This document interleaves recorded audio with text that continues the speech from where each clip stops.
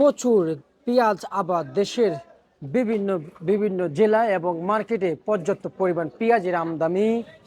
LC আমদানি বন্ধের দাবি কৃষক ব্যবসায়ীদের।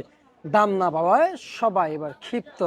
কৃষক কেন এবার এলসি আমদানি করেছেন, কিন্তু এই এলসি নিয়ে তো এখন সকল কৃষকরা কিংবা এলসির কারণে বিপাকে পড়ে গেলেন। সে বিষয়ে আরো কিছু জানবো একজন ব্যবসায়ীদের সাথে কথা বলে। সঙ্গে থাকেন। আসসালামু আলাইকুম। ওয়ালাইকুম আসসালাম। কেমন আছেন? আলহামদুলিল্লাহ, ভালো আছেন? আলহামদুলিল্লাহ ভালো আছি। ভাইজান, আমি শুনতে পাচ্ছি আপনাদের জেলা নাকি আসলে পাবনা জেলায়, জি, আমার বাড়ি কিন্তু পাবনার এই যে পাবনা জেলা ফরিদপুর, রাজশাহী, এরপর যে নাটোর, কুষ্টিয়া, এরপর যায় শরীয়তপুর, আর মাদারীপুর, শিবচর, আরো বিভিন্ন বিভিন্ন জেলায় পেঁয়াজ আবাদ হয় আমাদের দেশে।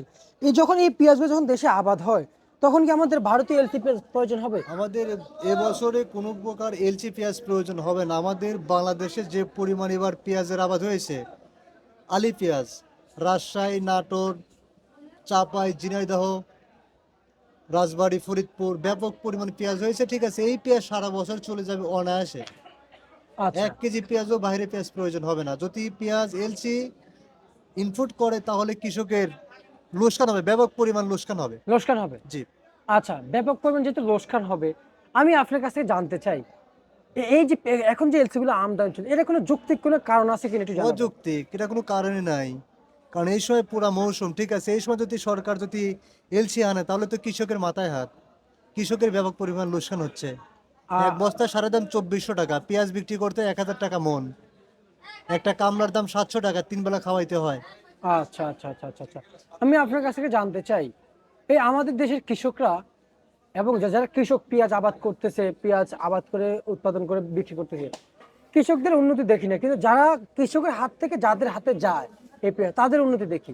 যেমন কিছু সিন্ডিকেট আছে, ঠিক আছে, কাঁচামালা কখনো সিন্ডিকেট হয় না, কিন্তু কিছু কিছু সময় সিন্ডিকেট হয়ে যাচ্ছে, ঠিক আছে। জি। মানে কৃষক কম দামে বিক্রি করতেছে এবং কিছু অসাধু ব্যবসায়ী স্টক করে বাজারে মনে করেন যে কিছু সংকট তৈরি করে তখন পেঁয়াজের দাম বাড়ায় দিচ্ছে। এই কিন্তু জন্য কৃষকের লোকসান হচ্ছে, আচ্ছা, কৃষকরা দাম পাচ্ছে না, কৃষক দাম পাচ্ছে না, আর যারা বড় বড় রাঘব বল তারা আরো বড় হয়ে যাচ্ছে। আরো বড় হয়ে যাচ্ছে।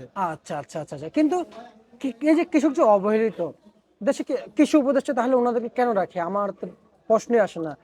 যে সরকারও আসে না কেন, ঠিক আছে, কৃষকের কথা মানে প্রথমে একটু উৎসাহিত করে, পরে কোনো রকম কোনো খোঁজ খবর রাখে না। রাখে না। এই যে এই সময়টা তো এলসি প্রয়োজন কোনো ছিল না।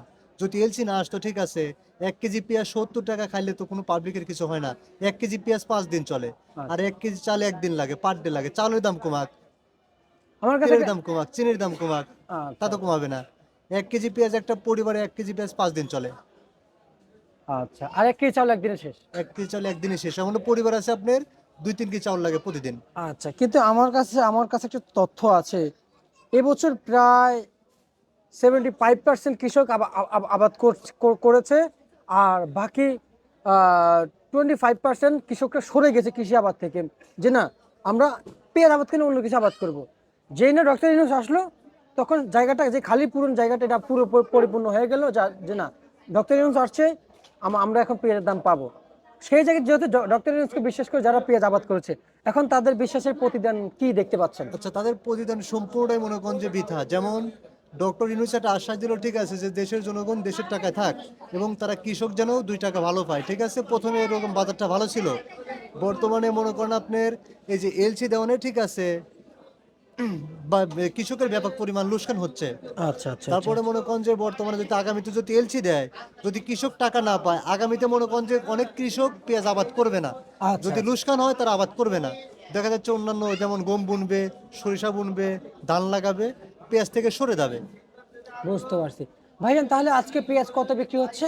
আজকে পেঁয়াজ বিক্রি হচ্ছে 30 টাকা, 32 টাকা, উপরে 35 টাকা বস্তা আচ্ছা। কাটা। আর আর খুচরা পর্যায়ে আপনার বিক্রি হচ্ছে 40 টাকা। হাট বাজারে কত চলছে মন? হাট বাজার চলছে আপনার 1300 টাকা মন। রসুন কত চলছে ভাইজান? রসুন চলছে আপনার 1200 থেকে 2000 টাকা মন। 1200 থেকে 2000 টাকা মন। জি। মনে হচ্ছে যে পেঁয়াজের বাজার বাড়বে।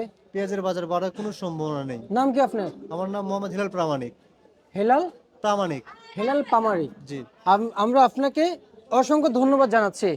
পাবনা থেকে একজন ব্যবসায়িক কৃষক দুইটি আমাদের সাথে ছিলেন, মানে উনি কৃষকের সন্তান, ব্যবসা করছে পেঁয়াজের। প্রিয় দর্শক, কারণ বাজার পেঁয়াজ নিয়ে এসেছিল, রসুন নিয়ে আসছিল, যে অবস্থা শুনতে পাচ্ছেন আসলে কৃষকদের অবস্থা একবার যদি দুর্ভিক্ষ করে, সে দুর্ভিক্ষের অবস্থার মতো হয়ে গেছে কৃষকদের। এ ছিল আজকে সর্বশেষ ভারত তালিকা।